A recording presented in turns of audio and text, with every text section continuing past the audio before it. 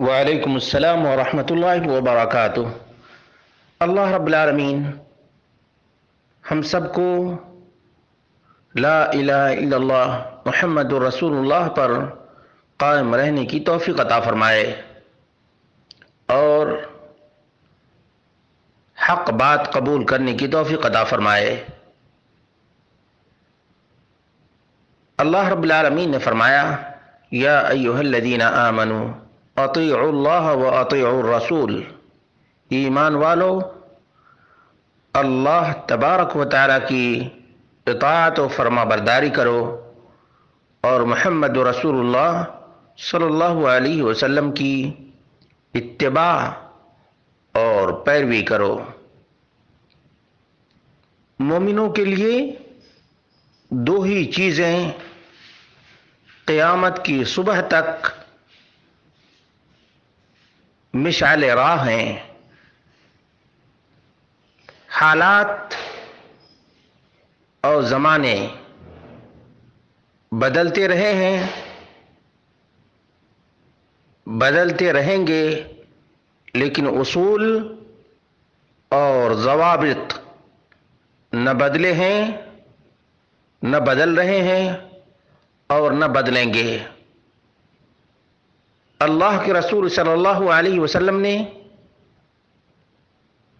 اماموں کو پکڑنے کا حکم نہیں دیا اور نہ اماموں کی پیروی کا حکم دیا، بلکہ محمد رسول اللہ صلی اللہ علیہ وسلم نے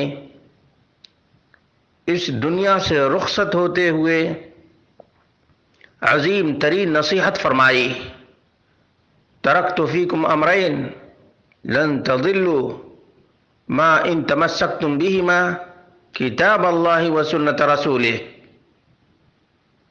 میں نے تمہارے درمیان دو چیزیں چھوڑی ہیں، جب تک ان دو چیزوں کو پکڑے رکھو گے ضلالت اور گمراہ کے قریب تک نہ جاؤ گے۔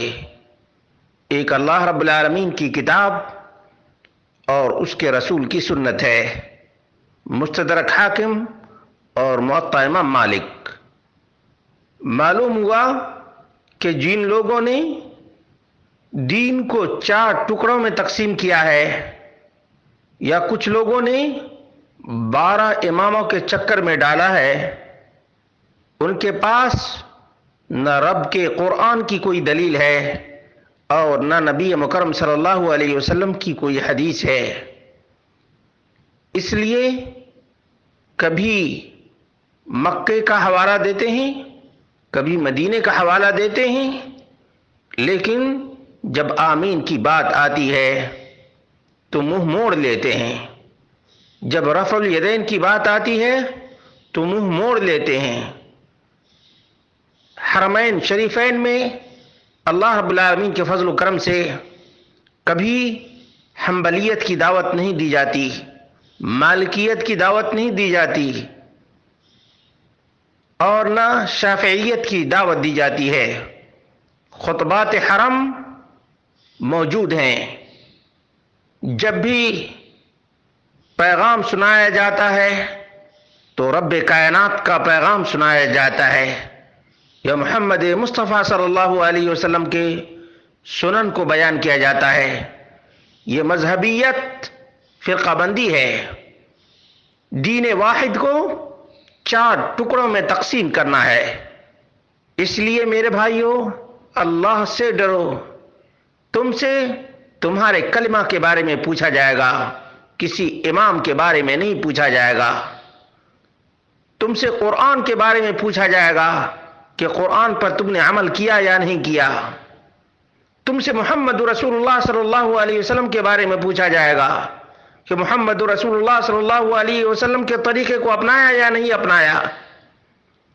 اور جیسے ہی حوض کوثر پر دین میں اضافہ کرنے والے پہنچیں گے، اللہ کے رسول صلی اللہ علیہ وسلم تو چاہیں گے کہ وہ حوض کوثر سے سیراب ہوں، لیکن اللہ کے فرشتے واضح طور سے آگاہ کر دیں گے، انک لا تدری ما احدثوا بعدک، صحیح البخاری، اللہ کے حبیب آپ کو پتا نہیں آپ کی وفات کے بعد، آپ کے چلے جانے کے بعد ان لوگوں نے دین میں نئی نئی چیزیں داخل کر دیں. یہ فلاں امام کی مسجد، وہ فلاں امام کی مسجد، یہ فلاں کا طریقہ، وہ فلاں کا طریقہ. نماز جیسی عظیم ترین عبادت کو بھی حنفیت، شافعیت، مالکیت، حنبلیت میں کنورٹ کر دیا گیا ہے. میرے بھائیوں، اللہ سے ڈرو، کلمے کی لاج رکھو. اللہ کا فضل و کرم سے یہاں کبھی بھی حنبلیت کی دعوت نہیں دی جاتی ہے. کہا جاتا ہے کہ چور دوسرے کو چور بناتا ہے. ایسے ہی جو لوگ اماموں کا چکر لگاتے ہیں وہ لوگ حرمین کو بھی حنبلیت سے جوڑتے ہیں، جو سراسر غلط ہے. اور سب سے واضح ترین دلیل خطبات حرم ہے. حرمین شریفین میں جتنے بھی خطبات ہوتے ہیں اس میں قال اللہ اور قال رسول اللہ کی صدائیں بلند کی جاتی ہیں. مذہبیت، فرقہ واریت اور فرقہ بندی کی دعوت کبھی نہیں پیش کی جاتی ہے. اس لیے اللہ کے بندو، اللہ سے ڈرو، جھوٹا الزام نہ لگاؤ، اور جب بھی بولو تو رب کے قرآن سے، نبی کے فرمان سے دلیل دو. بغیر دلیل، بغیر ثبوت کے کسی کے اوپر الزام تراشی کرنا جرم کہلاتا ہے.